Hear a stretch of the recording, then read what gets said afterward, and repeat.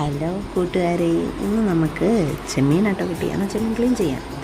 Clean ചെയ്ത ചെമ്മീനിലേക്ക് ഉപ്പ്, മുളക് പൊടി, മഞ്ഞൾപ്പൊടി, ഗരം മസാല ഇട്ട് നല്ലപോലെ പുരട്ടുക. നല്ലപോലെ പുരട്ടിയ ശേഷം നമ്മൾ ഉരുളി ചൂടാക്കി അതിലോട്ട് എണ്ണ ഒഴിച്ച് ഈ പുരട്ടി വെച്ച ചെമ്മീനൊന്ന് ജസ്റ്റ് ഒന്ന് ഫ്രൈ ചെയ്ത് നല്ലപോലെ എടുക്കണേ. ജസ്റ്റ് ഒന്ന് വെന്ത് വന്ന വരെ നല്ലപോലെ ഫ്രൈ ചെയ്ത് ഇളക്കിയൊക്കെ നല്ലപോലെ ഫ്രൈ ചെയ്യുക കേട്ടോ. നല്ലപോലെ ഇളക്കി ഫ്രൈ ചെയ്ത ശേഷം നമ്മളൊരു പാത്രത്തിലേക്ക് ഈ ചെമ്മീനെല്ലാം മാറ്റി വെക്കുക.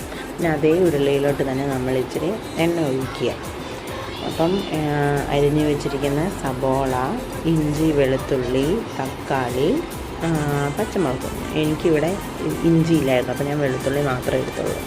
അപ്പം ചൂടായ എണ്ണയിലേക്ക് സബോള ഇട്ട് വഴറ്റുക. ഒരു ഉപ്പിട്ട് നല്ലപോലെ വഴറ്റിയെടുക്കുക. അതിലേക്ക് പിന്നെ നമ്മൾ ഇഞ്ചി വെളുത്തുള്ളി പേസ്റ്റും പച്ചമുളകും തക്കാളിയും കൂടെ ഇട്ടിട്ട് നല്ലപോലെ വഴറ്റുക. നല്ലപോലെ എടുത്ത ശേഷം പിന്നെ നമ്മൾ പൊടിയായ ഇച്ചിരി മുളക് പൊടി, മല്ലിപ്പൊടി, ഗരം മസാലയും കൂടി ഇട്ട് നല്ലപോലെ ഇളക്കുക. വഴറ്റിയെടുത്ത് പിന്നെ അതിലേക്ക് ഇച്ചിരി ആവശ്യത്തിന് വെള്ളം ഒഴിച്ചിട്ട് തിളപ്പിക്കുക.